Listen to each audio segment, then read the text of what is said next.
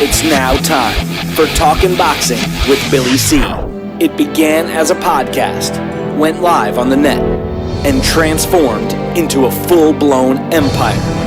It's the only daily boxing talk show on the planet, hosted by the only guy with the balls to do it. Many have stepped into the ring. Many have tried to take the belt. And one by one, they've fallen. Another victim of the undisputed heavyweight champion of Boxing Talk Radio. Talkin' Boxing with Billy C is on now. My style is impetuous, my defense is impregnable, and I'm just ferocious. I want your heart.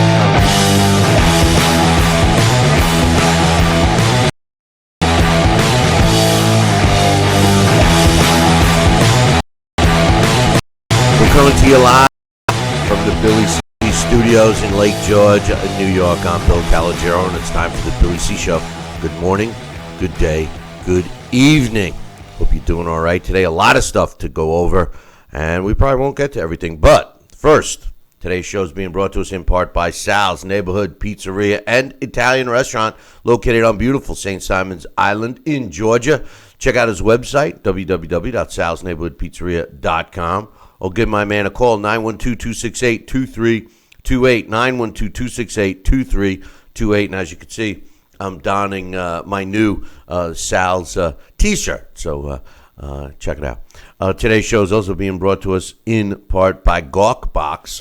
What is it? Well, it could save you some money, even get you some stuff for free, and it helps us out. Visit our website, BillyCBoxing.com, and click on the Gawk Box banner.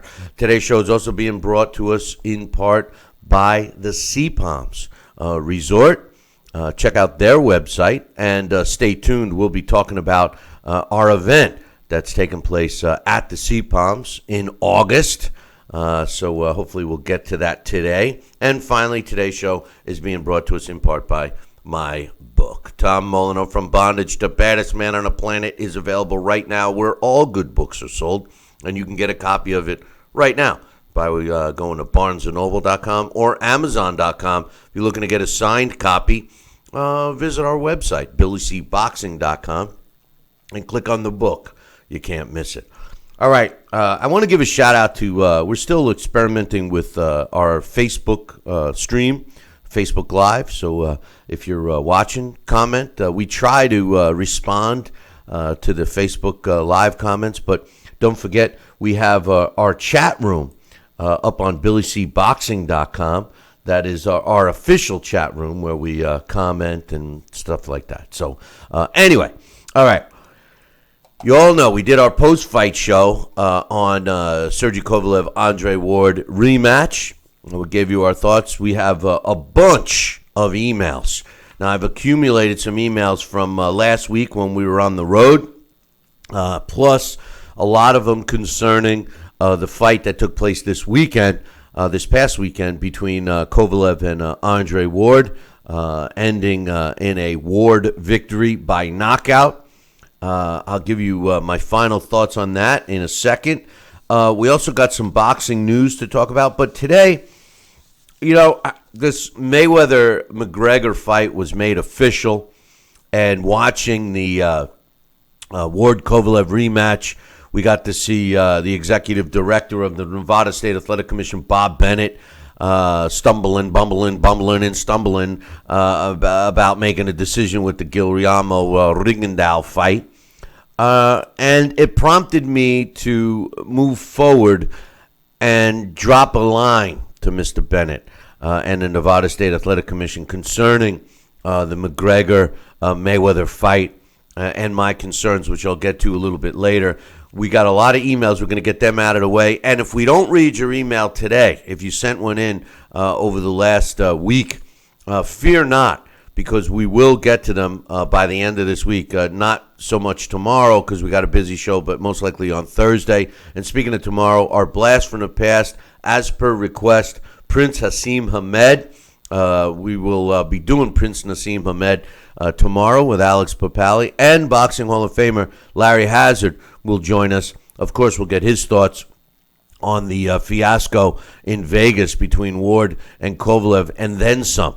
But joining us right now, We had a lot of fun last week, which we'll get to later on the show. But joining me right now is my partner in crime, Sal Rocky Senecola. Good morning, Sal. And a big good morning to you, too, Bill. How are you? Not too bad, my man. Not too bad. We were watching the fight on Saturday. We did a post-fight show. And, I couldn't – I just want to give my final thoughts and get your final thoughts on that and then get right into some emails. My final thought, there's been a lot of discussion about the low blows and, the team Kovalev is going to file an official protest if they haven't already. But you know what, Sal? You and I talked about this. My honest feeling is simple. And it was the same when Manny Pacquiao fought Floyd Mayweather. I picked Pacquiao to win. I was wrong. I wanted Pacquiao to win. He didn't. But his actions after the fight in terms of crying and bitching and moaning and, my shoulder. I can't stand complaints and excuses. Sergey Kovalev talked a lot of smack leading up to this fight. A lot of smack, uncharacteristically of him. And he didn't back it up. Do I like Andre Ward? Not particularly as a person because I think he's a phony. But the truth of the matter is he's a talented fighter. If he hit low blow, listen, Sergey Kovalev, his job was to beat up on Andre Ward. He failed to do so. He failed to attack him. He failed to go after him. He failed to do any of the trash talking things he said he was going to do. He failed. Andre Ward said he was going to knock out Kovalev, and he did. Regardless of how the knockout came, it's all a matter of backing up what you said. Andre Ward backed up what he said. He won the fight. I think Kovalev, needs to stop his crying. Sal, what are your final thoughts on the fight itself? I'll tell you, Billy, I share 100% where you are right there. And, we don't need to hear from Kovalev why or this and that low blow. You know what? The bottom line is Andre Ward fought the kind of fight that Kovalev needed to. And make the fight his tempo, his grade, his whole thing. And guess what? Man, he roughed up. Let me tell you something. But I respected his abilities, and he did what he said. So the whole thing is, I praise him, and I think he deserves all the accolades that he's looking for. Because I'll tell you what, he fought the fight. He did what he said he had to do. And Kovalev, even though I had him ahead going into that fatal round for him, he just didn't do it enough of what he needed to do to establish a dominance that he should have done so from the opening bell. Yep. It's pretty simple. You talk trash, you're expected, at least I expect people to back it up a little bit. Kovalev failed to do so. Kovalev failed to do so. No, he didn't go in for the kill. He fought cautiously, and he wasn't the better man that night, regardless of low blow. You can make excuses from now until the cows come home. Yeah, your water wasn't right, your trainer, your trainer didn't do the right job. Come on. At the end of the day, the bell rings, and it's fighter A versus fighter B. Sergey Kovalev didn't get it done. I can't stand all the excuses. Did I root for Kovalev? Yes. Did I pick Kovalev? Yes. Was I wrong? Yes. But, credit where credit's due. Andre Ward won the fight, at least, the way it was supposed to be in terms of legality. He won. He was awarded the victory. I don't care that Tony Weeks has changed his mind or said that if he noticed the low blows, give me a break. And that goes to show you the incompetence of referees. Yes. If I would have noticed the low blows, I wouldn't have stopped the fight. If you noticed them, you're the closest guy, aside from the two fighters, Sal. Who's got a better view of the fight than Tony Weeks? Hello? Come on, right? Give me a break. He had to watch the video to see the low blows. Oh gosh, it's amazing. It's almost like an umpire in a baseball game calling out a runner going to a base and then saying, you know what? Looking at that, maybe he should have been safe. You can't do it. just shut your mouth and, hey, you did what you had to do, and then don't renege on it. Just move on. Well, you know what? In baseball and football, they go to the replay. And they tried to go to the replay in Nevada, and even that was all effed up. Bob Bennett. It's unequivocally, he hit him before the bell, and Jim Lampley's looking at him. What? And that was a joke in itself, Sal. For them to go and treat the commentator. Listen, I'm in the same business, all right? I mean, don't get me wrong. I feel that commentating fights are important to the fight game. But let's be real, Sal. I mean, for a executive director of an athletic commission to go in and put Jim Lampley and the broadcast crew of HBO, and forget about the credibility of HBO. Of course, they're a big name. To put them on a pedestal. Oh, thank you for having me on. I mean, give me a break. It was his baseball. He got to pitch. He should have controlled that situation like an executive director should have, instead of being a sap. He was a sap, Sal. He was a sorry sap. Wait till you hear the letter I sent. Wait till you hear the letter I sent. I can't wait. But, I can't wait, Bill. But let's read one email, and then we got to take a break. We got a bunch of emails. This first one is from Jesse. He says, hey, Billy C. and Sal, saw the Ward Kovalev fight, but was not scoring it. To my eyes, it seemed close by Kovalev up by about 2 rounds. Kovalev made too many mistakes. Hands held low when he threw punches. No head movement, no combos, no cut in the ring. Lunging himself towards Ward, standing too tall. Maybe Ward against Adonis or Joe Jr., Sullivan winner. Next for Kovalev is Kovalev versus Beterbiev or Sullivan versus Joe winner or loser. He says, I like what I saw from Bivol, but he still needs a lot of work and experience, work on head movement, combos, body work. I would like to see him next against Isaac Chilimba, Gonzalez, Tommy Gunn, Mike Lee, Murat, or Thomas Williams Jr. Sal, as far as I'm concerned, I agree with Jesse with the Kovalev making too many mistakes. As far as Ward's next fight, I really don't care to see Ward. Ward is a boring fighter. The only fight left for Ward is Adonis Stevenson, in my opinion. But he's talking about moving a heavyweight. I mean, give me a break. What's your thoughts? Ward's talking about moving, or Adonis Stevenson? No, Ward. Right, Ward. Adonis Stevenson. Yeah. Ward said that that's what he's thinking about doing. Well, let him think about it. I'll tell you what. That's he's going to get up there with some of the bigger guys. I don't want to.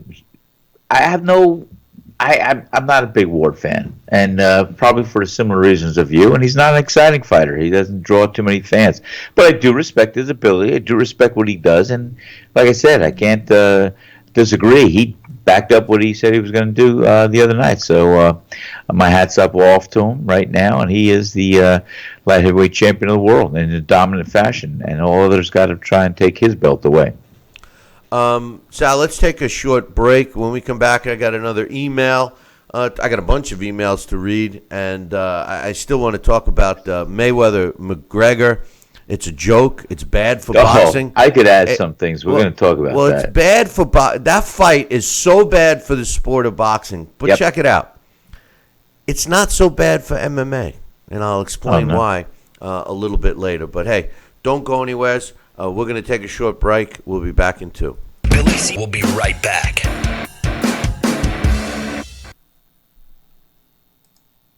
If you or a loved one have had hernia repair surgery with mesh reinforcement and suffered infection, chronic pain, mesh migration, mesh failure, organ damage, or needed additional surgery, call the Rely On Group right now. You may be eligible to receive a cash award and compensation for your medical expenses. Your voice deserves to be heard. Call the Rely On Group to be connected with a personal injury attorney for a free consultation.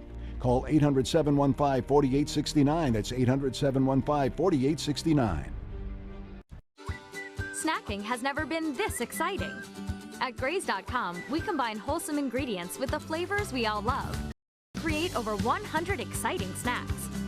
Like these. Free. Just go to Graze.com and enter the code in free box to your thousands of Grazers. Free.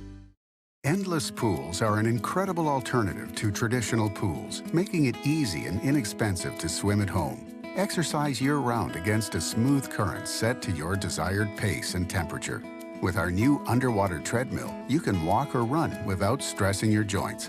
Endless pools are simple to install and even simpler to maintain. The water stays crystal clear with almost no chlorine. Call for your free idea kit and experience the freedom of swimming at home. Are you currently on Medicare? In other words, do you carry the red, white, and blue Medicare card? If so, are you suffering from chronic back pain? If you answered yes, you may be eligible for a pain-relieving back brace covered by Medicare at little to no cost, shipped directly to your home for free. These medical-grade back braces are ideal for lower back pain, arthritis, spinal disorders, and other chronic back problems. Will you qualify for a medical-grade back brace? Call Back Brace America at 1-800-290-8300.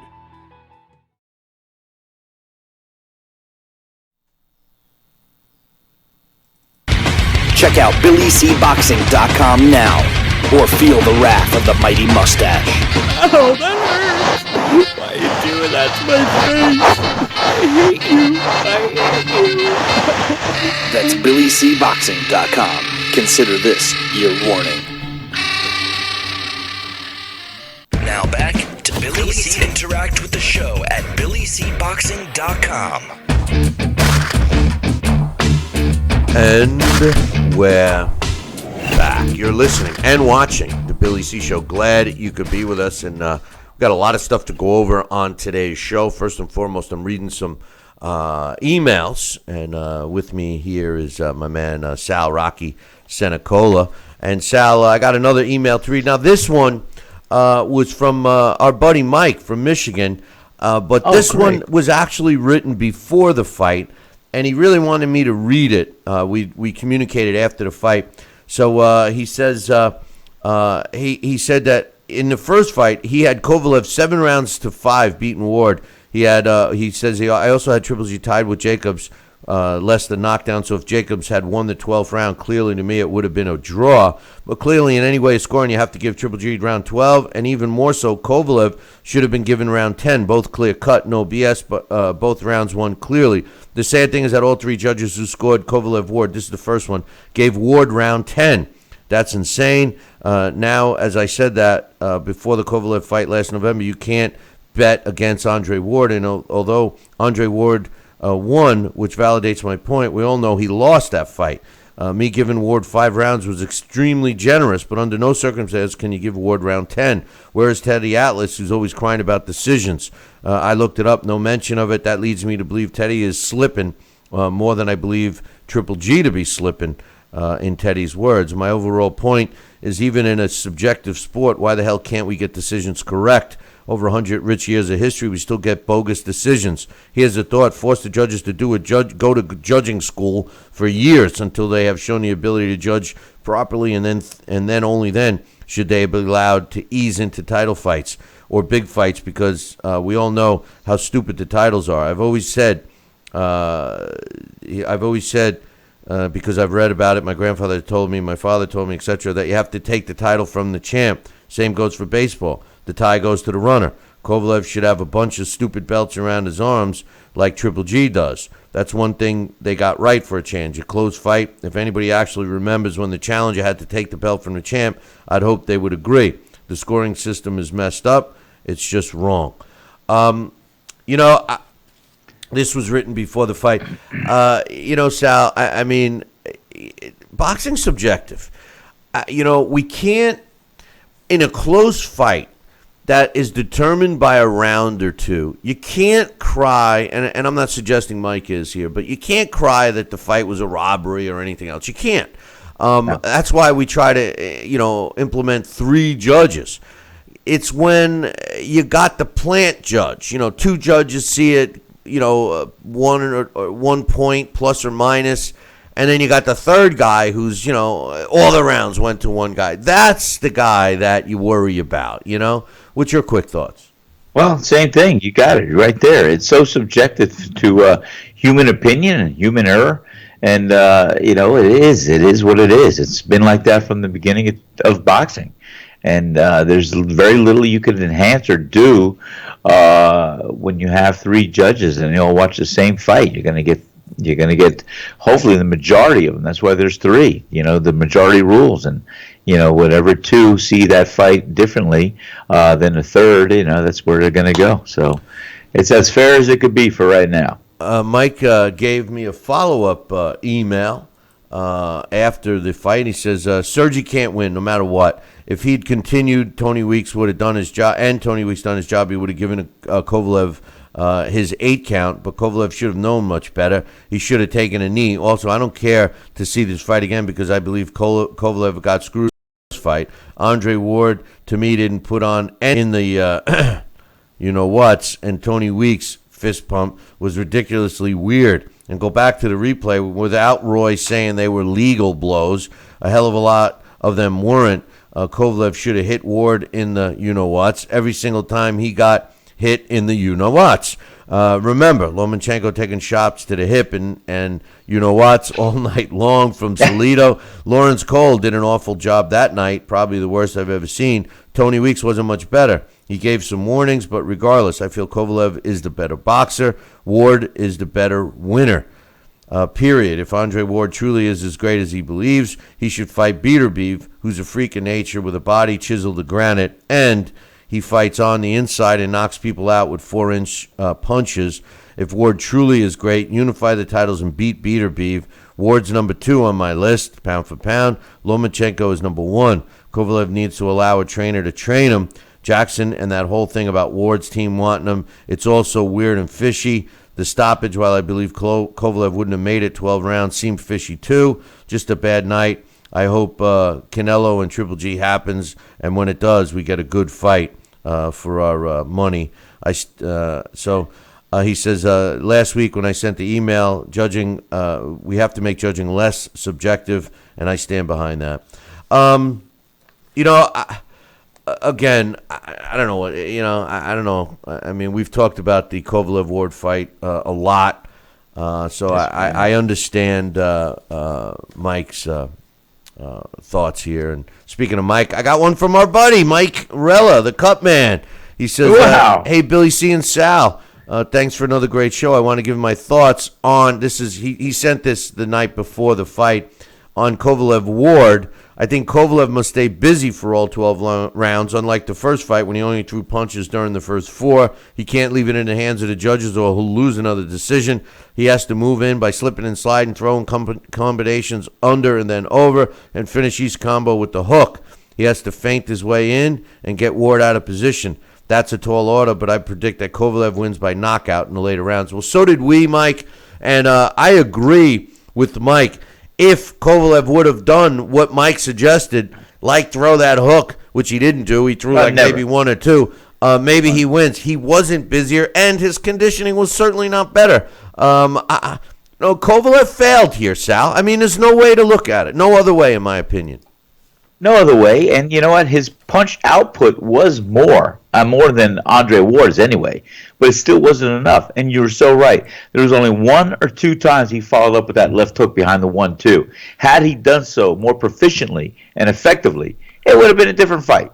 Like I said, Billy, you and I, we can't want something that another person can't want more, and the bottom line is, he had the opportunities. Kovalev certainly had the opportunities.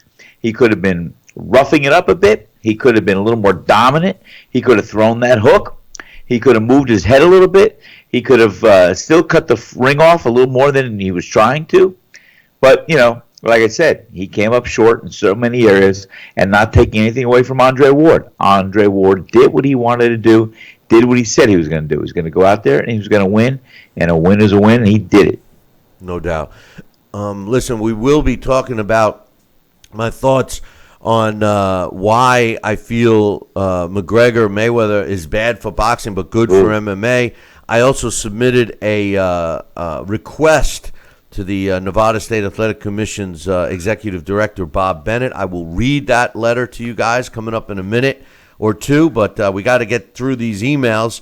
I have several more. If we don't get to it, we will be getting to them later in the week. This one's from my man Jeff from Pennsylvania.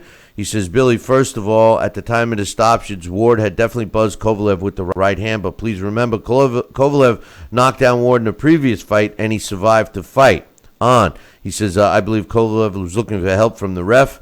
Note to European fighters, if the help is not coming to you, you must repay the foul. This is the only way to make your opponent and the referee understand that you will not let it continue.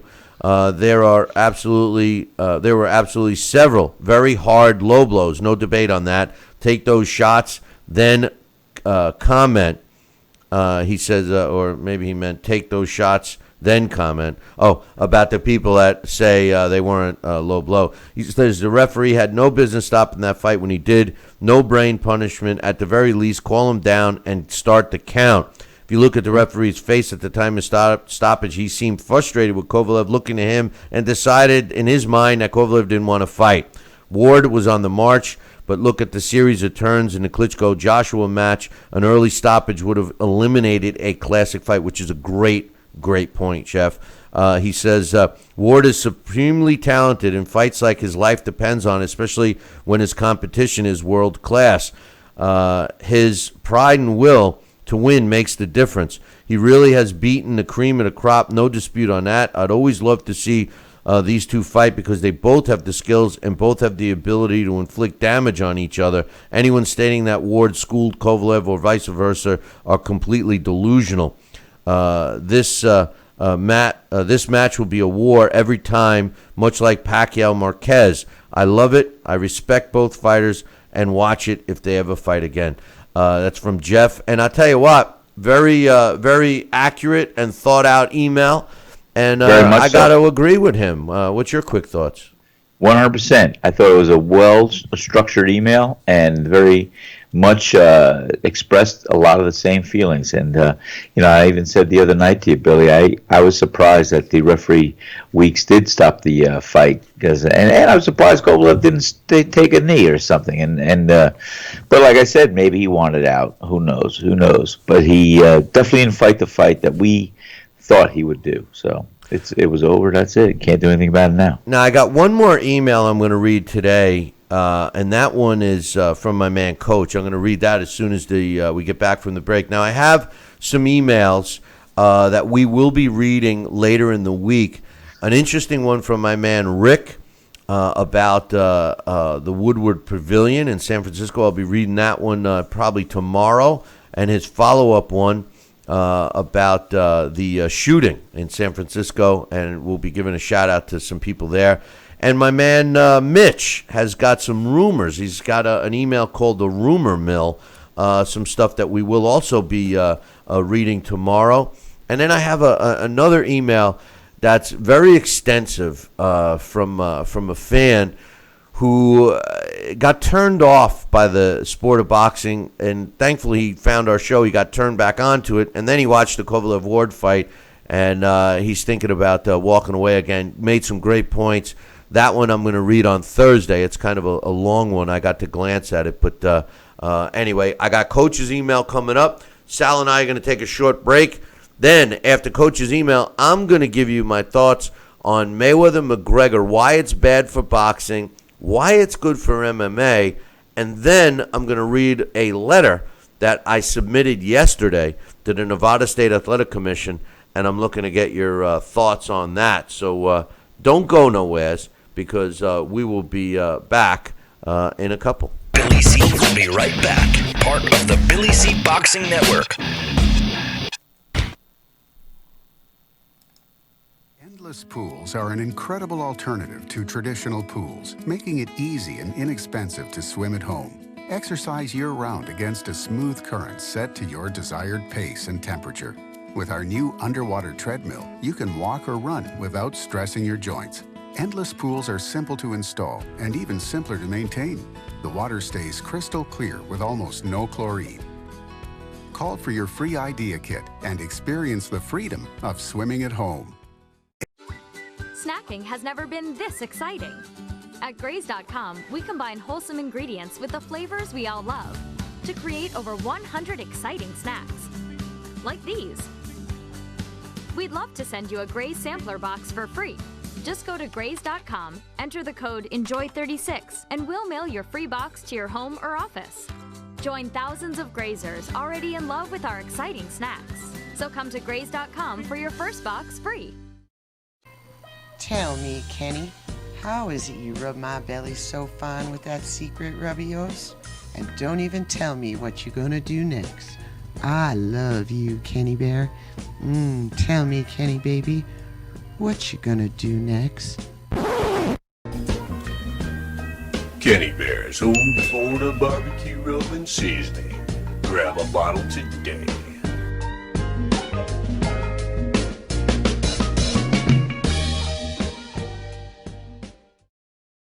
Endless pools are an incredible alternative to traditional pools, making it easy and inexpensive to swim at home. Exercise year-round against a smooth current set to your desired pace and temperature.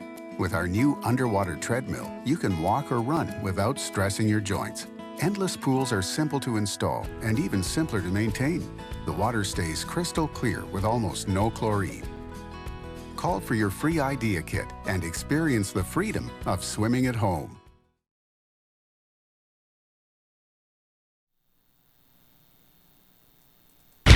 Check out BillyCBoxing.com now, or feel the wrath of the mighty mustache. Oh, that hurts! Why are you doing that to my face? I hate you! That's BillyCBoxing.com. Consider this your warning. Now back to Billy C. Interact with the show at BillyCBoxing.com. And we're back. You're watching and listening to the Billy C. Show. Glad you could be with us today. And my topic today really is Mayweather-McGregor, why it's bad for boxing, good for MMA. But, you know, because of the controversial Ward and Kovalev rematch, we got a lot of emails that we are reading and trying to get through. We definitely don't have enough we don't have enough time to get them all. But here's the last one I'm going to read for today, and then we're going to get into my topic. We got a half hour into the show, and we haven't touched on it yet. But this one's from my man Coach. He says, "Hey, Bill, it's a shame that your show had to return on another boxing controversial low note." He says, in regard to the Kovalev, he says, in regard to the Kovalev-Ward rematch is what I'm talking about. He said, the first thing that got me was after the first fight's scandalous result and this fight soap opera style hype, it didn't appear to me that Kovalev's urgency rose to the occasion. And neither do I. I don't agree either. That was my whole point. He didn't do anything that he said he was going to do. And he fought just as listen, we could blame Ward all night long for low blows, but Kovalev did not. He didn't do what he had to do. It's Kovalev's fault, really. I mean, in my opinion. He says, secondly, when it comes to the Ward low blows, I couldn't help but think back to Ricky Hatton's hungry response was to Kaz-to-Zoo tactics in their fight. He says, as far as Ward-Kovalev 8th round action, Kovalev was rocked by Ward's right. But what gets me was not only did referee Weeks physically position at the time, not only referee Weeks' physical position at the time of the low blows, but what was his official interpretation or position on the low blows once they landed. He obviously wasn't in a physical position to see them because he claimed he never saw them. But anyway, he says if he saw them with the previous warnings in mind, and this is a good point that Coach is making, Sal, because he's already warned them. Why isn't he looking for them? If he warned a fighter, why isn't he looking? He should have been in position to be policing low blows. So I get what Coach is saying. He says if he saw them with the previous warnings in mind and Kovalev's open complaints, there shouldn't have been a timeout, as it was under the line shots that left Kovalev defenseless. But once again, boxing and its love for controversies gives us another WWE event. The one thing that kept coming to my mind after the fight was that while all the other major sports have had their problems, they are at least seen attempting to correct or should correct in terms of boxing.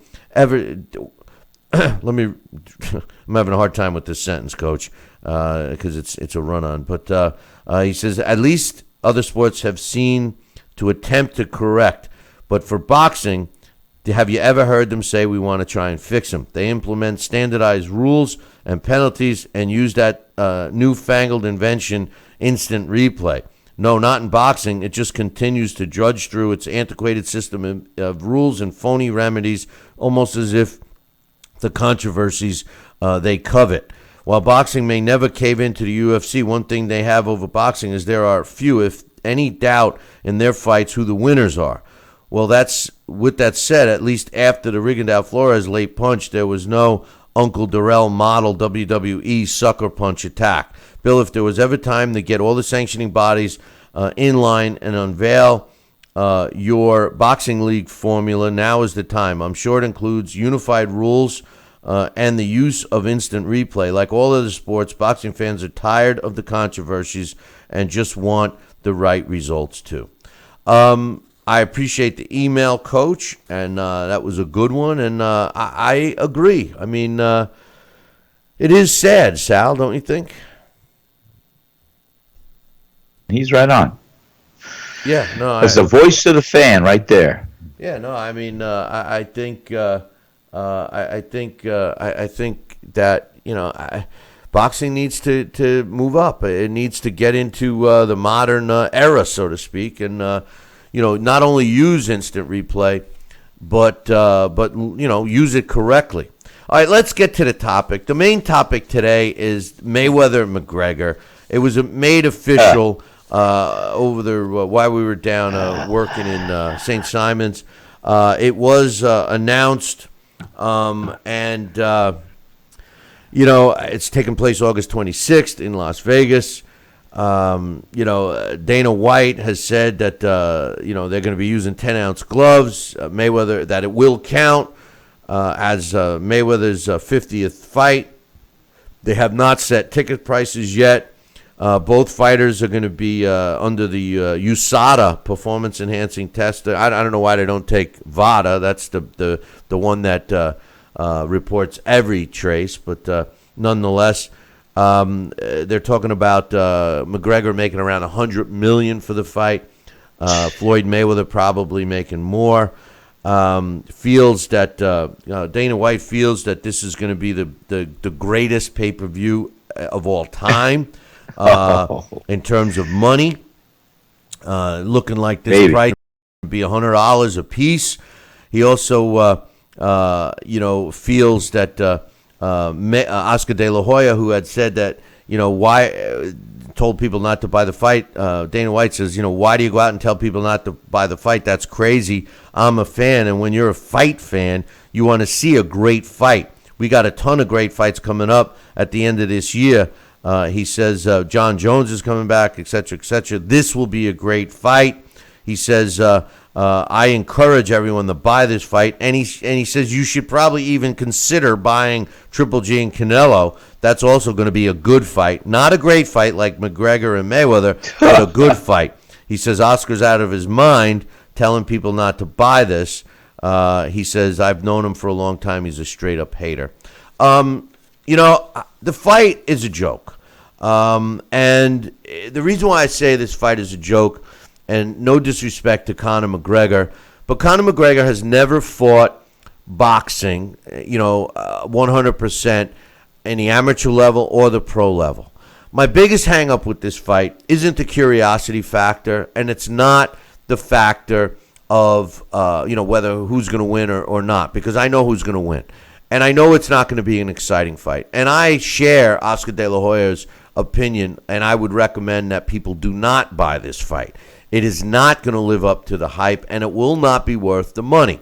Now, why do I think that this fight is good for MMA and bad for boxing? Well, boxing has a rich history, and there's a lot of fighters, great champions, that have, went outside the box and challenged themselves to try to prove that they are something special, whether they're fighting bigger guys or fighting longer periods of time, et cetera, et cetera. They've all done that. In my opinion, Floyd has not. Floyd has fought a lot of named fighters, but he's fought them at a calculated time. I think that it's disrespectful to the previous generations of fighters and even the fighters of today who are working very hard to establish their own careers and levels in boxing. Now, MMA, on the other hand, this is right up their alley. MMA is a combat sports sport, and UFC specifically. They're allowed to stand up. They're allowed to go to the canvas. They're allowed to kick and hit fighters when they're down. So, this is a great. And if Conor McGregor should upset Mayweather, this is great for the sport. But the MMA is in a win-win situation. They're getting the publicity that they're up there with boxing. Boxing's been around for 1,000 years. MMA, 30 years at the most, 25, whatever. And this is great for them and the natural progression of not only the sport of MMA, but the UFC, the league of the UFC. Boxing, there's so much negativity around this, Sal. I think that, any true boxing fan, at least the boxing fans that I've talked to, have no interest in this fight. None. And I would recommend that no one buys it. I mean, what do you think? Billy, I will be on the same page as you right there, pal. I would recommend nobody buy this. It is ludicrous and it's unbelievable that this state of Nevada has actually sanctioned this to be a real boxing match, let alone for the championship or count as Mayweather's 50th win. Let me tell you, somebody released a video. I think I saw on either YouTube or Facebook the other day, and it was a sparring partner in the ring with Conor McGregor. And the sparring partner, I'm sure he's a fighter. I don't think he's a ranked top 10, but he was trying to emulate Mayweather's style. And Conor McGregor got tattooed with jab after jab after jab, got blindsided with a right, with a left. This guy was eating him up, and this is a sparring partner. And I couldn't believe it. This is going to be a whole facade. It's going to be just a farce. And Conor McGregor, he should probably have a momentary lapse of his memory of wondering where he is and just throw a big kick to Mayweather. No, I shouldn't say he should probably. That would be his only way to end the fight. But I don't know if he can do that. I don't think he's going to do anything like that. I didn't mean he should do that. But I mean, he's not going to win. Billy, he is going to be. It's just going to be so dominant, so one-sided. It's going to be listen, it's going to be a boring fight. It's going to be anticlimactic. It's not worth $100. Do yourself a favor. Take your girlfriend, your wife, your kids out to dinner. Do something. But then again, we got something for you can do. We got absolutely. A trip. We are planning an event down at St. Simon's at Sea Palms. We'll give you more details later in the week, but it's official. We are doing a 2-day event at the Sea Palms. And we will be showing the McGregor-Mayweather fight, so you can come on down and watch it with a bunch of boxing fans who, are just as disappointed. But to make it better, we will be doing another special thing, which we'll get to a little bit later, that Sal and I are going to be doing that you'll be part of, along with a golf tournament. And we're going to have a list of some celebrities that Sal is going to confirm with me today. If not, we're going to kick Sal to the curb and move forward with it. But we will have all of that. We got some special pricing at the Sea Palms. Includes the fight, includes a meet and greet, some hors d'oeuvres, breakfast, the room accommodations. You're going to love it. We want you to come down. If you need some information, drop me an email, billy@talkinboxing. That's TALKINBOXING.com. It's going to be Friday, August 25th, and Saturday, August 26th in St. Simon's for the Mayweather-McGregor fight. You won't go to Vegas. I recommend you not spend it $100, but come on down and have a great weekend with us. We'll talk about it a little bit later. But let me tell you, I am so disappointed in the fact that this fight was made. But I'm even more disappointed in the fact that the Nevada State Athletic Commission, who I once regarded as a top commission, I mean, in my mind, the top commissions were New York State, Nevada, New Jersey, the three top, in my opinion. Maybe California you can mix in there. But Nevada has totally let the boxing world down. And when I watched Bob Bennett fumble and bumble and stumble around making a decision on Saturday night in the Rigondeaux fight, I couldn't hold back anymore. So I submitted an official letter to the Nevada State Athletic Commission, and I want to read it to you guys because I have put him on notice. Now, not only did I send it to him, I actually copied my man Larry Hazard because he's an influential commissioner in the sport of boxing, and I copied the president of the ABC Boxing, Mike Mazzulli. All right, so here's what I sent. So this is my official letter that I emailed to Mr. Bennett yesterday. It says, and I quote from me, Mr. Bennett, I have been involved in professional boxing for over 30 years as a promoter, a matchmaker, a manager, a historian, an author, a gym owner, a writer, and a TV and radio program owner and personality. The main reason for my email is to formally ask you how the Nevada State Athletic Commission can even remotely justify sanctioning a fight between a 49-0 future Hall of Fame boxer in Floyd Mayweather and a pro debut fighter in Conor McGregor. I totally understand that Conor McGregor is a very accomplished UFC MMA fighter and could be arguably considered the Floyd Mayweather of the UFC. However, boxing is boxing and MMA is MMA. Like football is football and baseball is baseball. Please understand that if this was an exhibition, I would be 100% supportive. But to have this count as a real fight, one that will give Floyd Mayweather his 50th win, along with his place in history that he will land in as a result of this win, is nothing less than an outrage and is disrespectful to all of the previous fighters in the sport of boxing.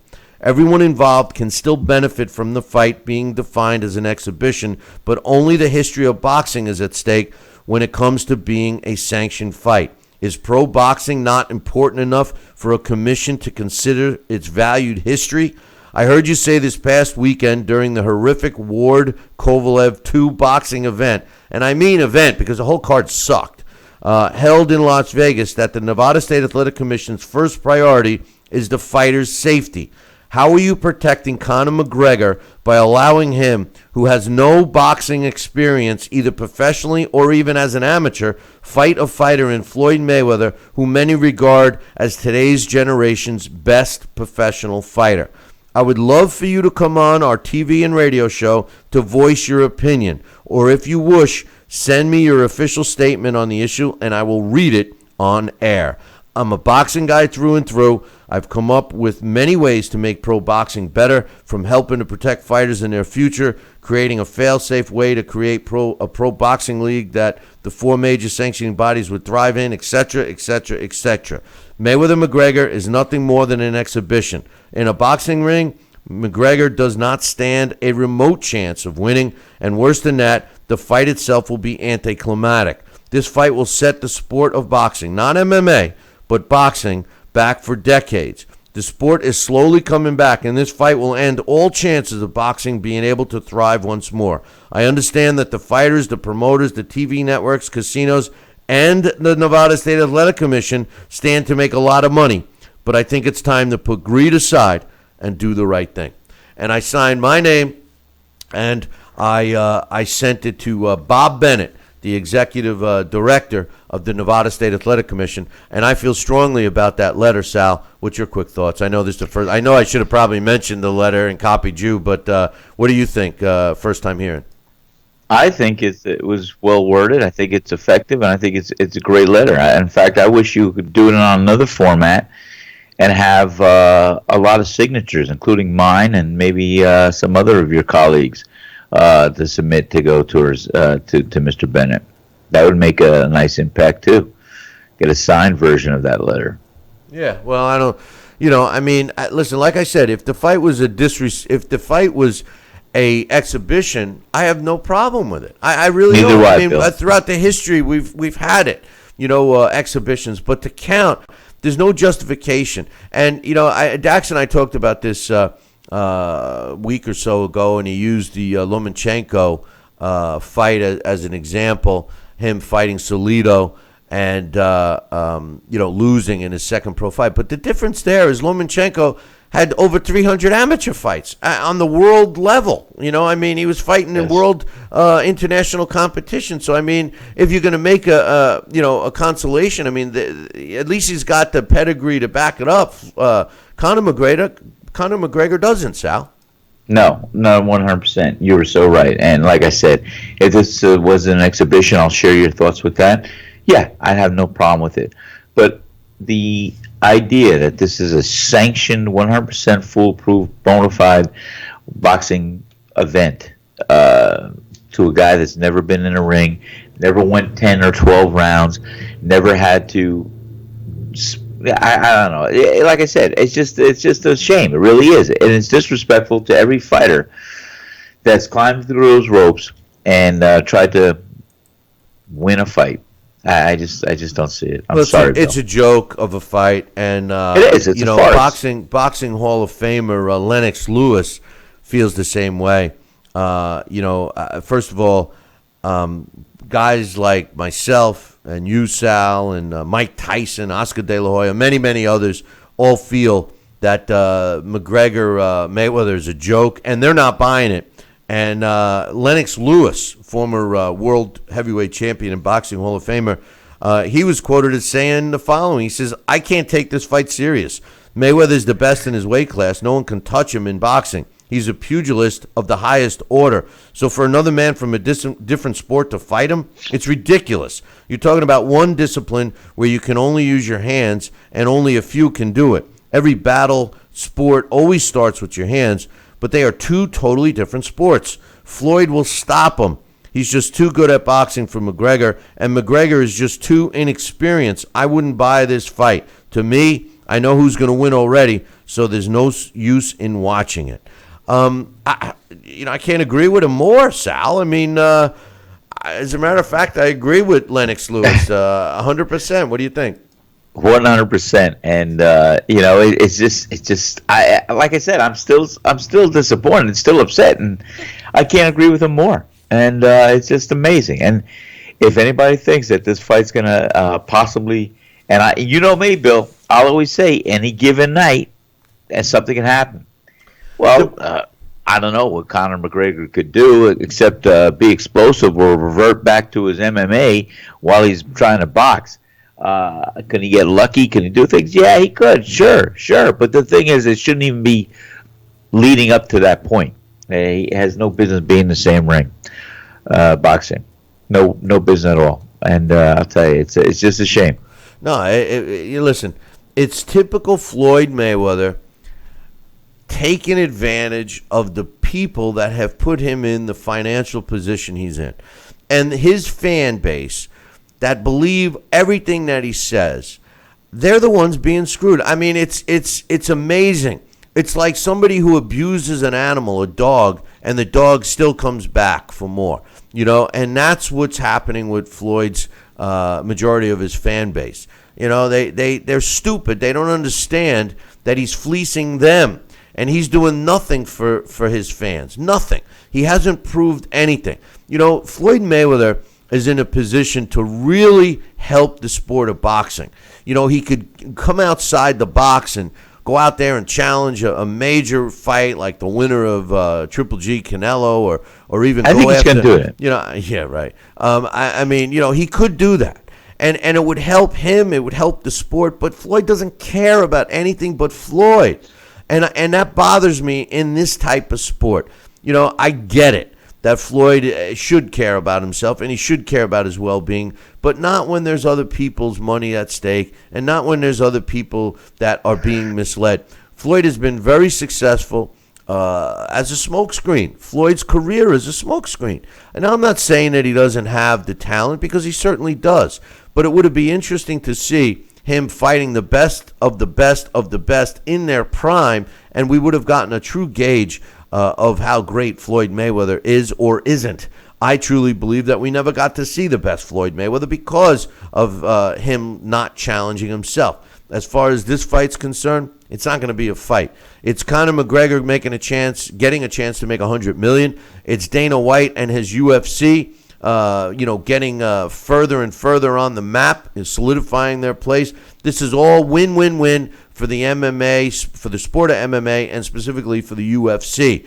This is lose-lose-lose for the sport of boxing, especially anybody stupid enough to shell out the $100 that they're going to charge for this fight. It is not going to be competitive. Conor McGregor, if you want to give him a puncher's chance, what you're trying to tell me and what you're thinking is that this guy is going to land a punch on Floyd Mayweather.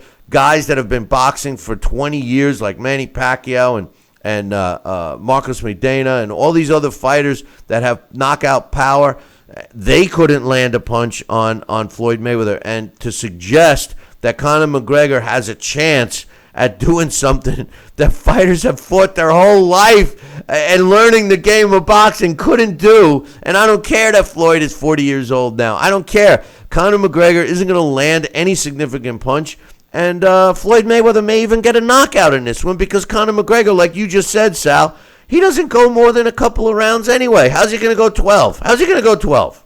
He's not. And, Bill, you're going to see Mayweather get a knockout. I'm telling you. It's going to end with Mayweather winning by a knockout. Yeah, and he's going to pound his chest saying he's got the 50th win, which, incidentally, I hope all you young fans understand that there have been many, let me emphasize that, many fighters that have went and fought and reached 50-0 and continued on. The difference is, the trick here, the record that you're all talking about, is retiring at 49-0, where he sits now with Rocky Marciano, and, of course, at 50-0, which he will get after he beats McGregor. That's retiring. It means nothing. Julio Cesar Chavez Sr. fought 80 fights, more than 80 fights before he lost his first one. There's so many others. Go into our chat room on BillyCBoxing.com, and Coach will list them for you. They're right there. So, I mean, it's a joke. And, by the way, Sal made this point last time we were on air, or not the last time we did the post-fight show, but the time before that, that what made that 49-0 significant was it was heavyweights. That's where no fighter has passed 49 wins without losing. Forget about retiring. None of them have ever passed that. That's where the significant ones. How it got turned around to Floyd Mayweather is just another smokescreen. Just another smokescreen by Floyd Mayweather, Sal. I mean, it's comical. It really is. It's comical. Well, it is, Bill. We can beat this up all we want. It's so true from every angle. I mean, we're doing combinations inside, outside, whatever. But it is what it is. We're not going to win, and neither is Conor McGregor. Well, Conor McGregor doesn't have a chance, but no. I suggest that everybody come down to St. Simon's with us, and we'll make a party of it. We're going to take a break, and when we come back, Dax Khan is scheduled to join us. But I'll get you guys caught up with some Major League Baseball scores. The Indians shut out the Orioles 12-0. Marlins over the Nationals 8-7. Reds over the Rays 7-3. Braves beat the Giants 9-0. Pirates over the Brewers 8-1. Blue Jays 7, Rangers 6, Cubs 3, Padres 2, Royals 4, Red Sox 2. Mariners beat the Tigers 6-2. Astros keep winning 4-1 over the A's. And despite the Mets getting to Kershaw last night, they couldn't hold on to a win. Dodgers win. Dodgers win. Dodgers win 10-6, and Kershaw still gets the W. Sal, don't go anywhere. We're going to have Dax Khan join us, and we will see what he's got to say. And until then, we will take a short break, and we will be back in about 2. Billy C will be right back. Part of the Billy C Boxing Network.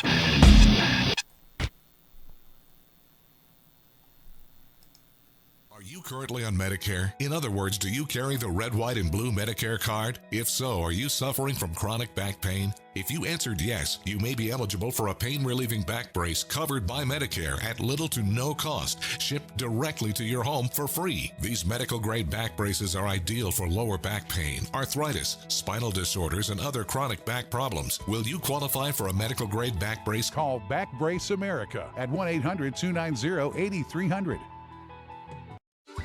Snacking has never been this exciting. At Graze.com, we combine wholesome ingredients with the flavors we all love to create over 100 exciting snacks. Like these. We'd love to send you a Graze sampler box for free. Just go to graze.com, enter the code ENJOY36, and we'll mail your free box to your home or office.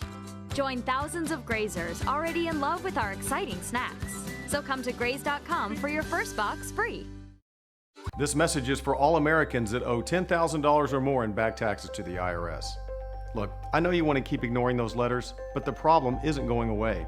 It's really stressful, and you don't know where to turn. The good news is you have rights, and we can help resolve your IRS problems. If you owe more than $10,000 in back taxes, our qualified CPAs, tax negotiators, and support staff know the law and know how to get your situation under control legally and permanently. Call the number on your screen now and we will contact the IRS on your behalf, help you end wage garnishments, stop collection calls, remove tax liens, get rid of IRS and state tax penalties, and reduce the amount you owe if you qualify. You wouldn't go to fix your car without going to a mechanic, so why face the IRS without an experienced company that can help you? Let us take the stress of back taxes and the IRS off your shoulders so you can spend time on the important things in your life, like your family or your business. If you owe more than $10,000 in back taxes, call now and find out how we can help you.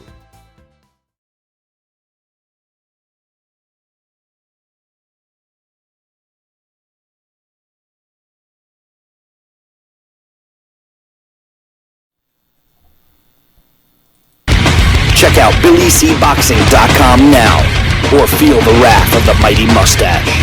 Oh, that hurts! Why are you doing that to my face? I hate you!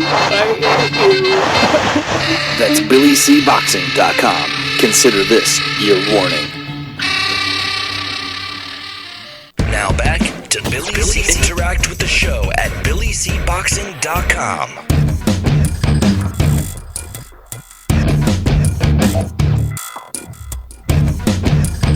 And we're back. You're listening and watching the Billy C. Show. Glad you could be with us today. And we were reading some emails concerning the Kovalev-Ward rematch that ended, I guess, in more controversy than the first one. Now we've moved on to talking about the announced fight between Floyd Mayweather and Conor McGregor, which most people I talk to, they're sick over it, as I am. And I read you guys an official letter that I sent to Bob Bennett, the executive director of the Nevada State Athletic Commission, giving him an opportunity to either come on the show and explain why he approved this fight, or at least send me a letter so I could read on the show. I'm curious to know what went into this, aside from a check that I'm sure was also handed to the Nevada State Athletic Commission. So a lot of ifs and hows and whys. But one thing for sure, joining us right now with Sal and myself is Dax Khan, who on Saturday night's post-fight show kind of got a lot of comments on his little rant and rave about the fight too. Dax, good morning, my man. Good morning. How's everybody today? Good. They didn't burn your house down or nothing like that? All the disgruntled fans that were upset with your comments Saturday night? You know, it's funny with the sport and how things are. And I got some very foul emails and some personal Facebook messages that were very... They didn't bother me personally, but it just speaks a lot for the modern mentality of the sport. Well, we know where that is. We know where that is these days. Well, I was called the racist. One person actually said, I'm a middle-class, Midwestern white man who only cares about the white man, and that's why I hate on Andre Ward, was the exact words. Just for, the record, first of all, my father was born in Caguas, Puerto Rico, and my family didn't come here until 1956, just after he was born, and my mother was born in Zimanyud in Mongolia. So, the closest I have ever come to the Midwest, I flew over there to Vegas. So, it baffles me how people just come up with these things, and they will say anything these days when you don't agree with their opinion, and it always just seems to go back to that same thing, the racial issue in boxing, and that's hurting the sport more than it's helping it. I agree. I mean, it's not helping at all. I mean, it's just destroying the sport. Let's put it that way. I agree with you 100%. I am so sick of the young fan that's constantly pulling the race card when it's inappropriate. No one agrees more than me that, in a situation where somebody's performing a racist act or talking racist or whatever, that they deserve to be called out on it. But just because you don't like a fighter, and if that fighter happens to be black, and by the way, you make a great point. Racism isn't only towards African Americans. It's towards anybody that's not the norm. That's a racist. So to suggest that you were against Ward and the low blows because you're a racist is a complete joke. And most of these people that are crying racism generally don't even know what the hell they're talking about.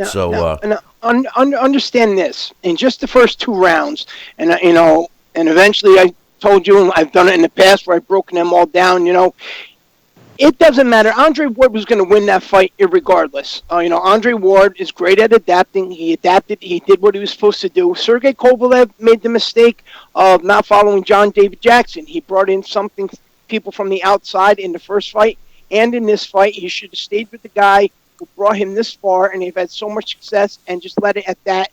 Bring somebody else in after this if you want to try new things. Not for the biggest fight of your career. Well, the bottom line is he didn't do anything. Exactly. Listen, Sal and I talked about at the beginning of the show. You can cry about, everybody can complain about the low blows. They can complain about Tony Weeks. They can complain about everything. And the bottom line is Sergey Kovalev said he was going to do this, that, and the other thing. He did none of it. Andre Ward said he was going to do this and that, and he did it. So at the end of the day, Andre Ward was successful. Kovalev was not. There's rumors of him leaving Kathy Duva, and quite honestly, Kathy Duva, and this was because of Andre Ward in Rock Nation. Kovalev didn't even get a paycheck. He's getting a cut of the pay-per-views and stuff. So, which is terrible because, the truth of the matter is everybody knows that Andre Ward can't draw. He's a terrible drawer. No one likes the guy. I mean, I don't care that he has this persona, son of God. He's a son of a gun as far as that's what SOG to me means, son of a gun. I mean, I don't know. But Dax, what's your thoughts on this Mayweather-McGregor? I don't know if you heard the official letter I sent to Bob Bennett. I mean, I'm a little disappointed. I know you're still swooning over the fact that I quoted Lennox Lewis, but the truth of the matter is that, this is a travesty to the sport of boxing that he's allowing this to be a legitimate sanctioned fight. This should be an exhibition at best. I agree with that. I really do. But what I do disagree with is a lot of the heat that's being put on Floyd Mayweather. And I know there's people in that chat room right now that are just running, their head's ready to explode. Yours is ready to explode. Sal is shaking his head. But, real what? Behind it, if maybe this was, placed as a exhibition fight. When I hear that, seats are going to $10,000 up to $100,000, $70,000 for mid ringside. The thought of spending that much money for a fight is preposterous. Even if you're a celebrity and you have that much money, you can do what you want with it. You know something? No fight is worth that much money. I'm sorry. I'll go in a whole different direction for Floyd Mayweather and Conor McGregor. Throw this as an exhibition, and then, take these profits and donate them to places that are useful, whether or not it's breast cancer research, the water issues in Flint, Michigan, or even more since you're both in combat sports. 3-4 weeks ago, David Whittam died in the ring. Daniel Franco was in a coma a couple weeks ago. A former UFC fighter, Tim Hogg, who returned to boxing just recently, this past weekend, he passed away in the ring. And last year we had 5 or 6 other guys who did. You know what? So why don't you donate some of that towards the sport and help make the sport a little safer for your peers? You can also make that money on there. But in the case of Floyd Mayweather, what choice did he have? Put away personal feelings, put away what you've thought about his career, what you think about him as a person. The UFC was not leaving this man alone. They were hounding him. They did it with Ronda Rousey. After Ronda Rousey was beaten by Holly Holm, then they decided they're going to use Conor McGregor. And if Floyd Mayweather didn't do something, they would have used him as a springboard to continually promote how he was ducking them and dodging them. How much can you be harassed until finally, you know what, I got to step in the ring and just end this once and for all? Be honest, how much more? This is 2-3 years now. They've been harassing him. How much longer was he? You are. I'm watching you and your facial expression, Sal. And Dax, you know I love you, but I totally disagree 100%. I mean, Floyd Mayweather's been hassled to fight real fighters, and he doesn't care. You know what made him turn the corner? About 200 million reasons. That's why. You know, he's doing it for the money. He's fleecing the fans. What do you think, Sal? Go ahead. Spill it, baby. Well, I'm telling you, because I was seething, and as Dax was saying it, Dax, you made a good point. And, it's not Mayweather's fault, in a sense, on so many levels. Yes. How is it not his fault? Well, no. When I say not Mayweather's fault, all I could imagine, Bill, what Dax was talking about, how the UFC has been barnstorming Mayweather for the last 2 years or 3 years. Guess what?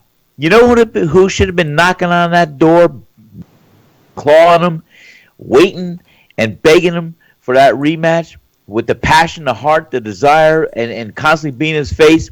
I don't care what it took. You know who really should have been there? Was Manny Pacquiao. That's the fight that he came back for. That's the fight that everyone wanted to see. And you know what? Had Pacquiao been as in his face, as you will, to Mayweather, maybe we'll be talking about that rematch. Not that I even care to see that one, because that's going to end the same way. Mayweather's going to win. But I just couldn't help but go there. That's what my face was expressing as Dax was saying that, because the Nevada State Athletic Commission and MMA and all that, they're all. It's not anyone to blame Mayweather. Mayweather's an opportunist in a good way. He's got a limited span of time, and he's doing something to maximize his investment in himself. So I can't down the guy. I can't. I don't like him on the outside. I don't agree with his lifestyle. But you know what? Guess what? He's got a couple $1 million over me as far as what he's done in his life on that level. And he's done brilliantly. No matter what he did, he's done it brilliantly. So my hat's off to Floyd Mayweather. Well, I mean, the truth of the matter is Floyd he cares about Floyd. He pads his bank account. I mean, this is not going to be a challenging fight, Dax. Nobody said it was going to be a challenging fight, but of course, like I stated, I didn't sit there and say I'm so happy about it. I never said I believe it's going to be a close fight. Those words never came out of my mouth, so nobody can twist those words and say that I insinuated. All I said was, you know what, this man for years, it wasn't just Conor McGregor. It was before that. It was Holly Holmes. The UFC is the one who continuously springboard this. Now, if you remember, I stated that this fight was going to just before the Canelo and the Chavez Jr. fight. I told you this was going to happen. And another way, regardless of how you dislike this fight, one positive note that might be taken out of that is the fact when you look at what a sham that the Chavez Jr. and Canelo pay-per-view was, and you look at what a sham of a promotion that Rock Nation put on, and you look at how Oscar De La Hoya walks around beating his chest now finally that Canelo and Golovkin is made. Maybe some of these promoters are going to say to themselves, you know what, we have a UFC fighter, and then now we have a guy who's, for all intents and purposes, retired, and all. They've stole the thunder of everything. Floyd Mayweather was the talk over the weekend, not Andre Ward, and not Kovalev, and you know something, he stole that thunder already from Golovkin and Canelo. It's simply because, you know something, these guys have all tried to follow that Mayweather blueprint, and they've tried to be so much like Floyd Mayweather instead of just being like themselves and doing their job. You can only be the best you. Floyd Mayweather comes in, he answers the challenge, as ridiculous as it is, and as much as I really believe it should be an exhibition, it could be the greatest charity event of all time, whatever the case may be. But fact of the matter is, you can't sit there and put this blame on Floyd Mayweather. He wasn't the one going around choosing and picking this fight. As much as you don't like it, as much as you may hate it, it may grind your nerves, that's the fact. And at one point in time, did you ever hear Floyd Mayweather call out an MMA fighter or a UFC fighter? In fact, what happens, Adrian Broner goes around, and Adrian Broner now wants to fight a guy that's Conor McGregor's biggest rival in the UFC, Nate Diaz, another guy who sat there and started calling out fighters like Jeff Lacey way past their prime. So, and Floyd at no point in time was involved in any of this. So, if anything, you can be mad that Floyd's going to be making so much money, but you can't blame him for the shenanigans that took place here. The UFC has been just using him, springboarding him, and jumping off his back. Blame them, blame everybody else. Don't blame Floyd. First of all, I don't blame Floyd for making money. I don't. I applaud him for that. I blame him for pushing to have this fight count as the 50th fight. Second of all, you're wrong. I can agree. You're wrong.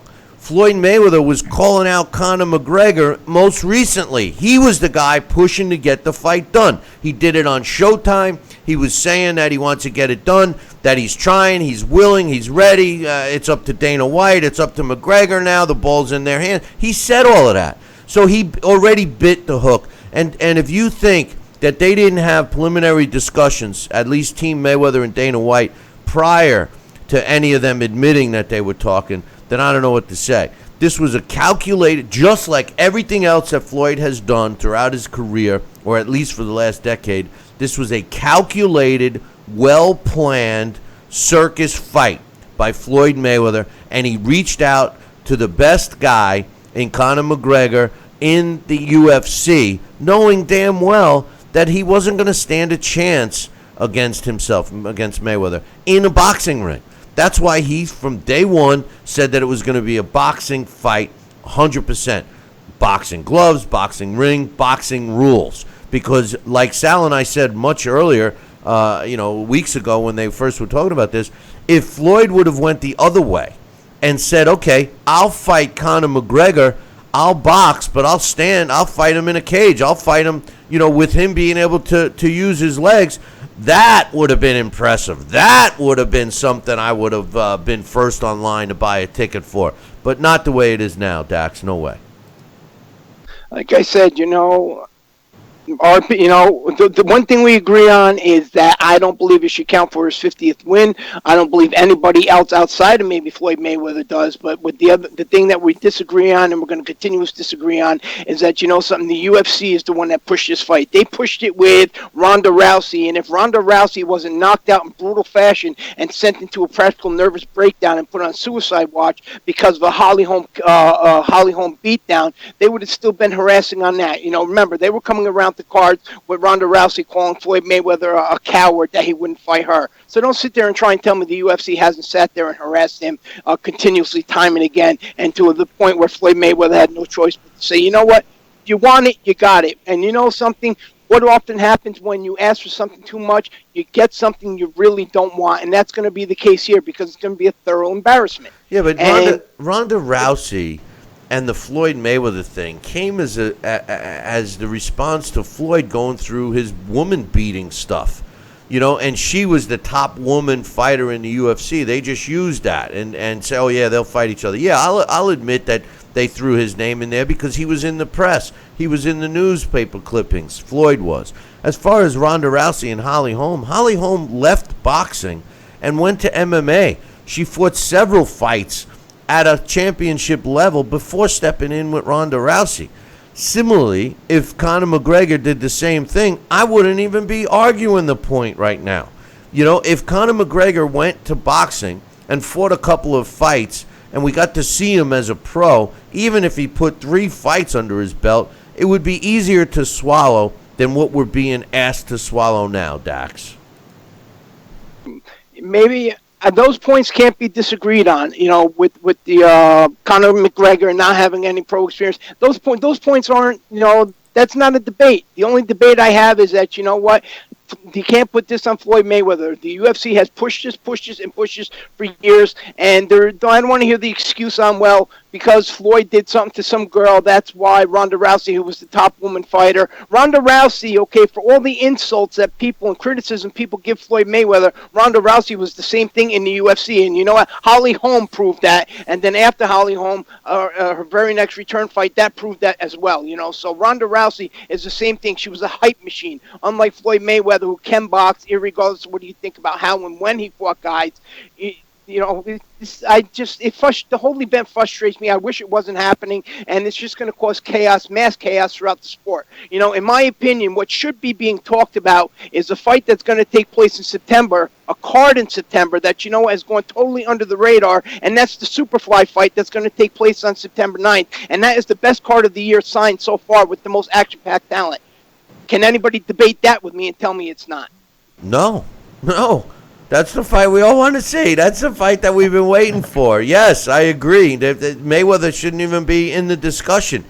Dax, we got to go pretty soon. Any final thoughts on the Ward Kovalev? I know you've been following social media, and I know you had some opinions of Tony Weeks' personal post and all that stuff. As far as, it's done, it's over with. Sergey Kovalev made a mistake by not adjusting. Andre Ward and his team, they went after the body. Sergey Kovalev showed in the past he was weak to the body. If you remember when he fought Cedric Agnew, that was the one moment of success that Cedric Agnew had. Now, in terms of Andre Ward, he has a tough challenge ahead of him. Forget about Sergey Kovalev. Forget about Adonis Stevenson. He has, whether it's Bodzik in a couple of years, whether it's Bivol, whether it's Arthur Beterbiev. As I state, these are guys that fight 4 times a year, and when you have that many titles, eventually you're going to have to fight them, or you're going to have to drop those belts. That's going to show the character of Andre Ward. Will he take on all these guys, whether you think you're going to win or not? Because they're going to come in the gauntlet, one after another, after another, after another. Now, you want to talk about shenanigans, we're going to talk about I'm going to move up to cruiserweight, and I'm going to move up to heavyweight and fight Anthony Joshua. Irregardless of his boxing, irregardless of what you think, something, Anthony Joshua and John Ruiz are 2 different guys, so you're not going to sit there and do what Roy Jones did and go up there and just capture the title that easily. So that, again, it's just something else where, these are guys doing anything they can, not just Floyd Mayweather, not just Conor McGregor, but all of them do the same thing, just anything to get that attention and for shock value. It's more like reality TV. The only time that any real boxing goes on is what takes place between those ropes. And that's the simple fact of it, and that's, what more is there to say about it? It's just kind of beating a dead horse, if you know what I mean. And it's a shame because that Superfly title card that's going to take place on September 9th, it's not going to get no kind of recognition. And you're talking about, you have 6 guys here that have a combined 199-5 with 149 knockouts and 43 combined world title fights. And I've seen not one thing talked about it on social media other than Tom Lawfer putting out some type of post. Instead, what are people focusing on? They're focusing on stuff like this. Well, we'll have plenty of time. I'm sure true boxing fans want to see that rematch with Chocolito, and of course the following week Triple G and Canelo. But I will say this, just before we let you go, Dax, is as much as I'm not a fan of Andre Ward, and I'm especially not a fan of the way he acts, I will say this, and I want to make it perfectly clear, that the truth of the matter is that should Andre Ward move up to cruiserweight and or heavyweight, win, lose, or draw, I got to respect that. And the reason why I respect it is because that's what great champions do. They fight outside their comfort zone. They go after things to cement their legacies and prove that they can do things that people say they can't. Now, many people said that he could not beat Kovalev once, let alone twice, and he did. He was not the favorite going into Super 6, and he won that. Now, if he could come out and win a significant fight as a cruiserweight, even a title, despite the fact we have so many titles, and then even do the same in the heavyweight division, how could you not, even if he loses, how could you not respect him for going out and trying it? Something we've been talking a lot about Floyd Mayweather and Conor McGregor. Name one time Floyd Mayweather has went outside his comfort zone and fought a fight that proves that he's as great as he says he is. Not once has he done it. He won't even fight outside of Vegas. I mean, give me a break. And Andre Ward goes out of he goes out of Oakland so often. I'm not saying goes that. Out of Oakland when there's a listen. Andre Ward can't draw flies to a garbage convention. That was not the point. The point is that Andre Ward listening, at least saying that. We'll all see if it's BS that he's talking about. But if he did try to capture a title at cruiserweight or even heavyweight, that at least shows that he's leaving a comfort zone. I'm sorry. You got to give him credit for that. That you do. You have to give any fighter credit for that. But, we'll see it when it happens. As of right now, it's just talk. Before I do go, here's a few things to think about. Guys that talk a lot. Billy Joe Saunders, who talks a lot, and all that talk that he had against Curtsy, and he wanted to street fight Curtsy, and then 2 weeks later, Curtsy is arrested, and he's suspected of being the head of the Russian mob. Does Billy Joe Saunders want that street fight now or no? Also, Billy Joe Saunders, I believe him and Daniel Jacobs are going to fight on the undercard for Triple G and Canelo for Saunders' title. Who's the winner going to be there? Brian Jennings, he just signed with Top Rank, and Pacquiao Warren's going to be shown on ESPN in the new Top Rank deal. Vladimir Klitschko says he's not really sure if he's going to take the Joshua fight. Kubrat Pulev is the next guy lined up. And what about Deontay Wilder turning down $3.5 million to face Dillian White in the UK? Deontay Wilder's a fraud, Dax. We all know that. But anyway, Dax, thanks for all your comments, and we'll look forward to you later in the week, brother. All right, everybody. I'll speak to you then. Take care, Dax. That's Dax Khan, and giving us his thoughts on a lot of stuff. Sal, what's your thoughts? Well, same thing. I mean, it's nothing much building on that. It was just good comments, and I agree with Dax on a lot of levels. But the whole thing that he was saying about it's not necessarily Mayweather's fault, except he did drive for it, and he did approve of it, and he did let the people come after him, and he also wanted to. So, we're going to talk about this for a whole nother 2 months. So, we're going to have different ideas, opinions, and see how this goes. But, it's going to be a topic. It's going to be a topic. I got a lot of topics we could talk about. Yeah, well, we got to stick to boxing. Well, I know. Did you see what I actually picked up from you last week? Yeah. Have you opened it? Yes, I have opened it. And have you started to read it? This is Billy C's book that he talks about every day, and it's a great book. I started reading, and look, you even autographed it for me, Bill. Yeah, I did. I appreciate that, pal. I did. It's on my library of books. Do you want to know, Bill? Not to get sidetracked, do you want to see what I came across yesterday on my library? What? Yeah, I want to see. I want to see. Billy, this is going to hit you home, pal. Oh, yeah, that's my man, Billy Costello. I have several of those copies of the book. I was giving away. We talked about that while I was down there. But, hey, by the way, for anybody that happens to be watching on our experimental feed on Facebook Live, you're only seeing me. You're not seeing... like you didn't see Dax and you didn't see Sal right now holding up all his little toys. So the bottom line is if you go over to our YouTube channel or right up on BillyCBoxing.com, you'll get the same version of the show that we broadcast on TV.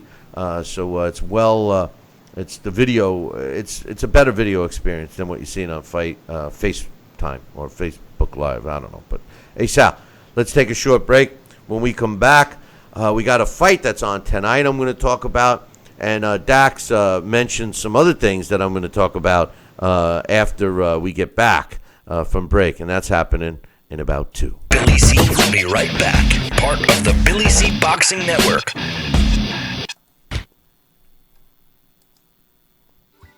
Snacking has never been this exciting.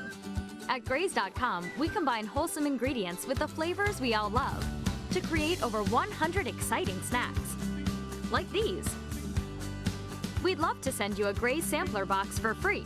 Just go to Graze.com, enter the code ENJOY36, and we'll mail your free box to your home or office. Join thousands of Grazers already in love with our exciting snacks. So come to Graze.com for your first box free. Endless pools are an incredible alternative to traditional pools, making it easy and inexpensive to swim at home. Exercise year-round against a smooth current set to your desired pace and temperature. With our new underwater treadmill, you can walk or run without stressing your joints. Endless pools are simple to install and even simpler to maintain. The water stays crystal clear with almost no chlorine. Call for your free idea kit and experience the freedom of swimming at home. Are you currently on Medicare? In other words, do you carry the red, white, and blue Medicare card? If so, are you suffering from chronic back pain? If you answered yes, you may be eligible for a pain-relieving back brace covered by Medicare at little to no cost, shipped directly to your home for free. These medical-grade back braces are ideal for lower back pain, arthritis, spinal disorders, and other chronic back problems. Will you qualify for a medical-grade back brace? Call Back Brace America at 1-800-290-8300. Are you? Snacking has never been this exciting. At Graze.com, we combine wholesome ingredients with the flavors we all love to create over 100 exciting snacks, like these. We'd love to send you a Graze sampler box for free. Just go to Graze.com, enter the code ENJOY36, and we'll mail your free box to your home or office. Join thousands of Grazers already in love with our exciting snacks. So come to Graze.com for your first box free.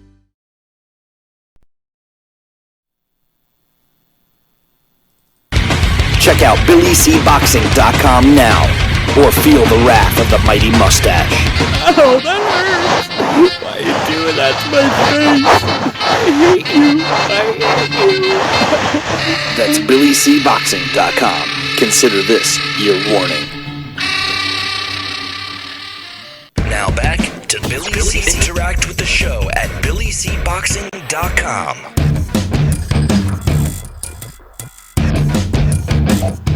And we're back. You're listening and watching the Billy C. Show. Glad you could be with us today. And we're starting to, my blood pressure's starting to rise higher and higher and higher about this Mayweather-McGregor talk, Sal. But I got some news. You know, Dax mentioned it real quick before he left. But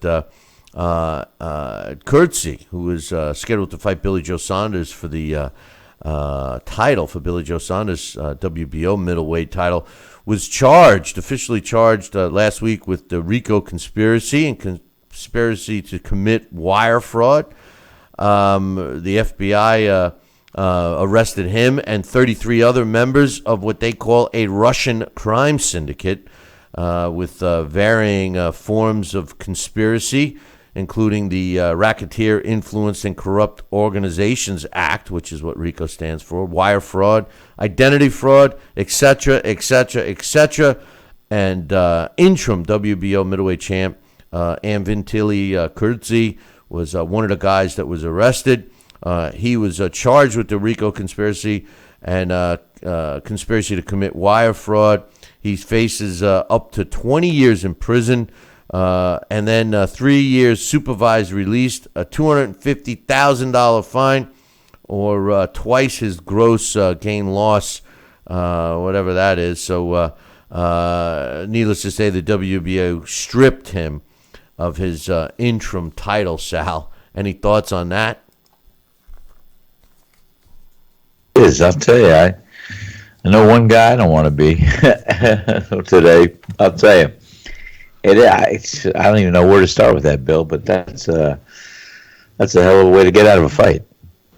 Well, I don't think. I think that he just. I don't know if he wanted to get out of the fight, but he definitely got out of it. You know. When speaking about being arrested, how about Deontay Wilder? Arrested for possession of marijuana. Now, normally I don't really care, and I think that.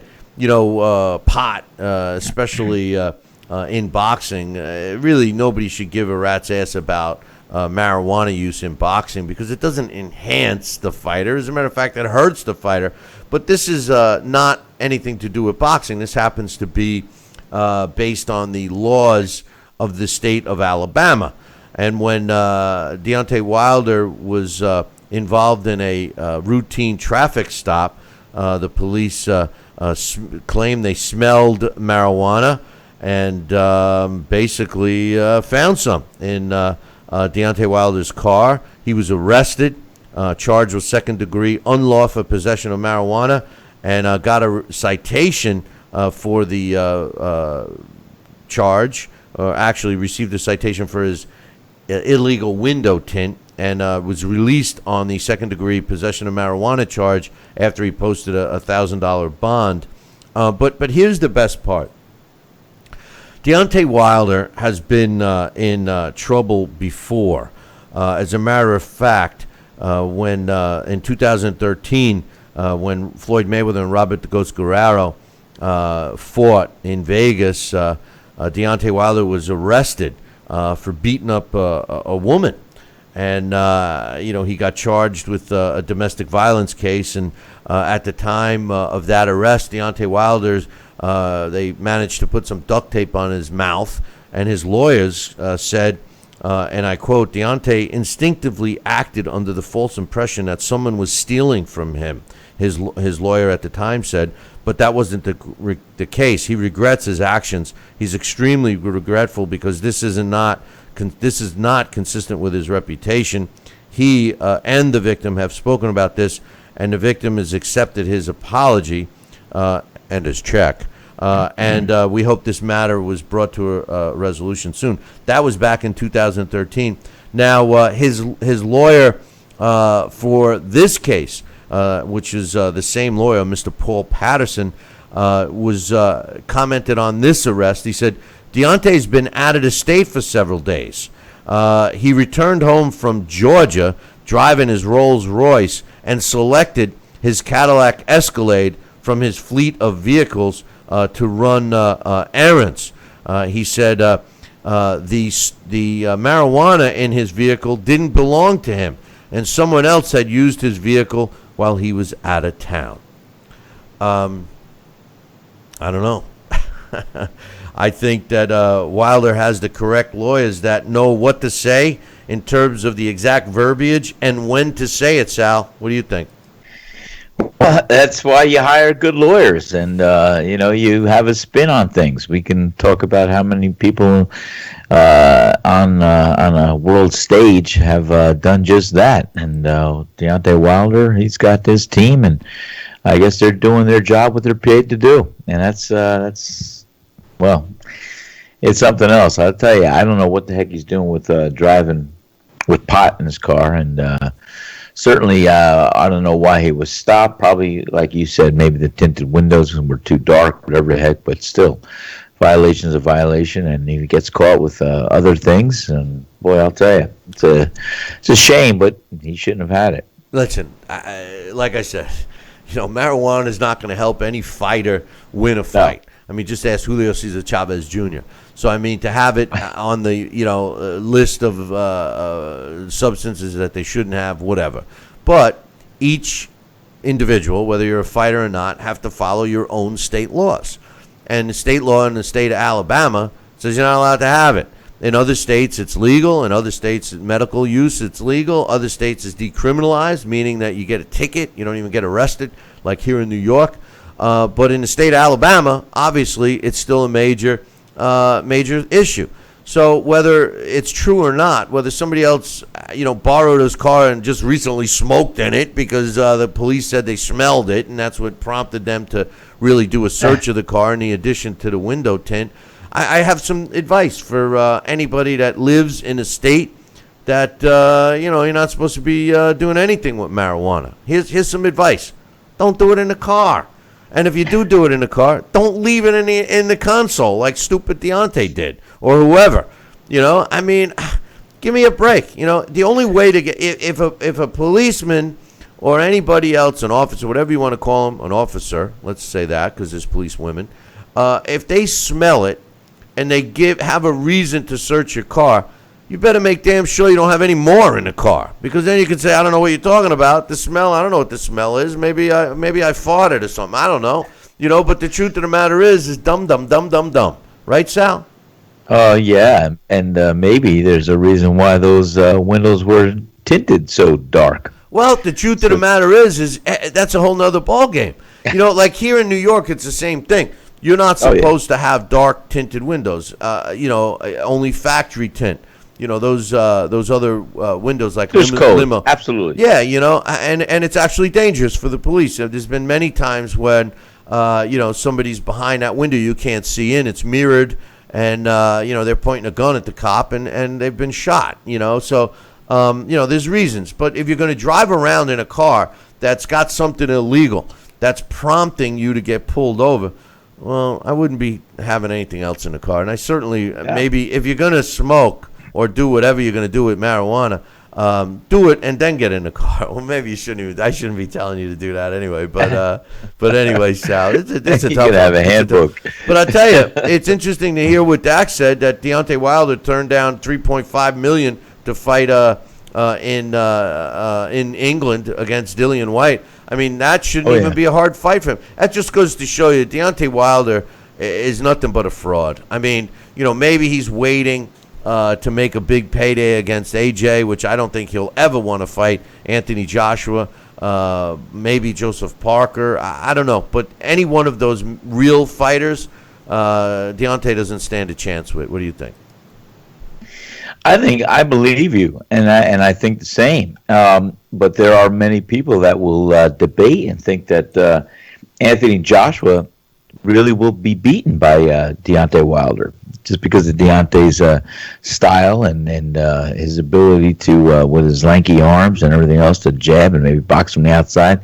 I don't see that. But, you do have those fans that do claim and do think that he is capable of beating a lot of people. And that's why he's a champion. And whatever it's going to be elongated by whatever forces may be, it's not going to be in the heart of hearts of you and I or the big fight fan until he solidifies the opportunity to fight an Anthony Joshua or somebody of that make even Klitschko.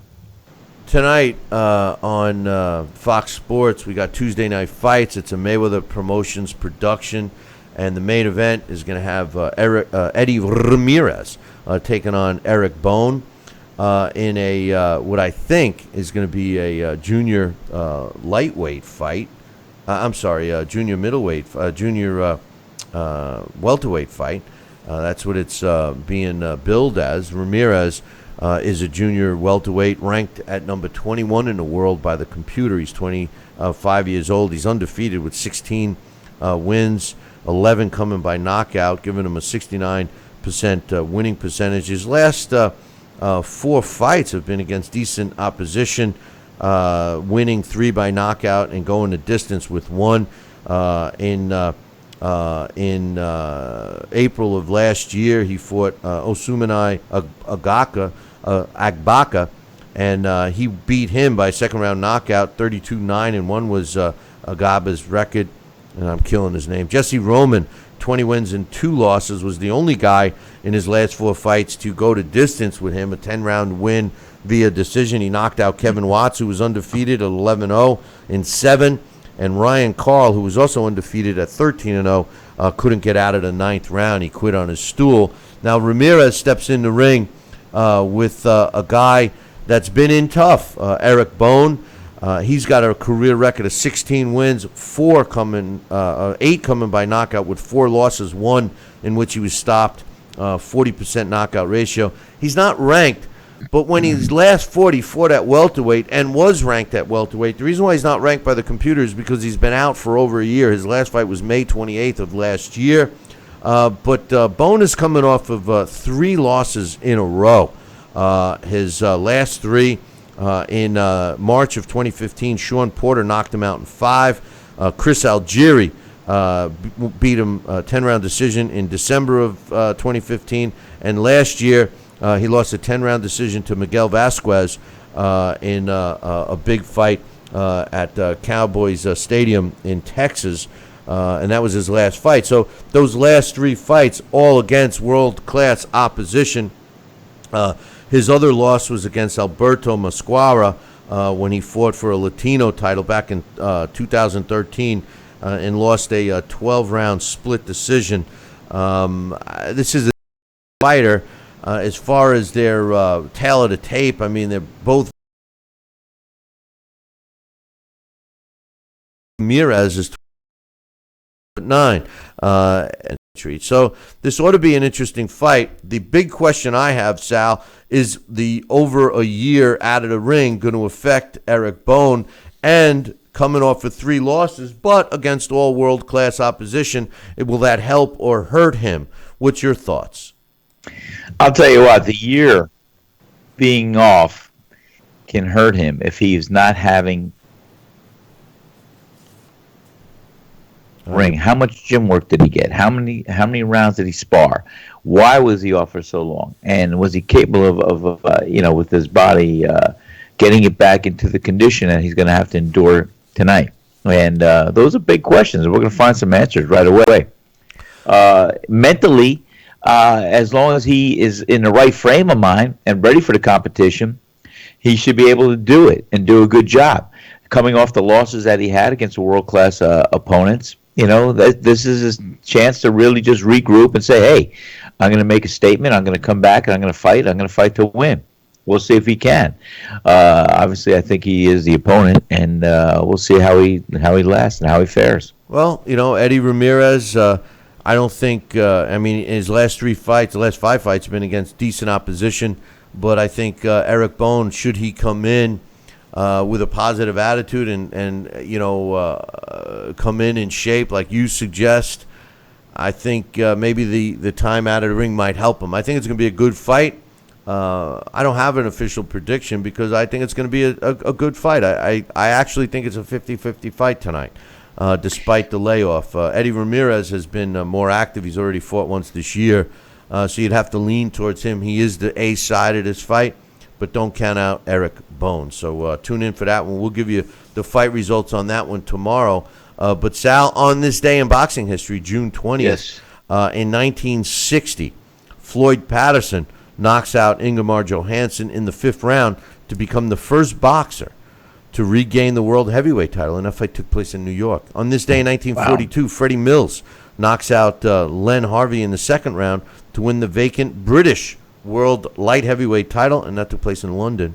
On this day in 1980, Roberto Duran wins a 15-round decision over Sugar Ray Leonard to win the WBC World Welterweight title in Montreal. Sal, you just said this was one of your favorite fights when we were together last week. Yes, it was. And finally, on this day, June 20th, 1981, Alexis Arguello wins a 15-round decision over Jim Watt to win the WBC World Lightweight title that took place in London on this day. Now, we told you we got a lot of stuff to talk about in terms of our event that we're holding on St. Simon's Island at the Sea Palms Resort on August 25th and 26th.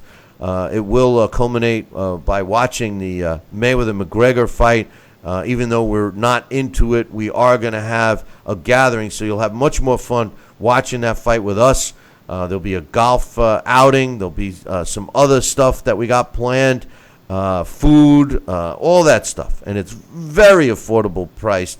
The Sea Palms has worked out some great numbers, so drop me an email for information on that. Billy at TalkinBoxing, TalkinBoxing.com, and I will give you more information on that. And as the week goes on, we'll up on exactly what's going on. But Sal, it was a great show. Glad to everyone with on it. Same bat time, same bat channel. Until then, ciao, baby.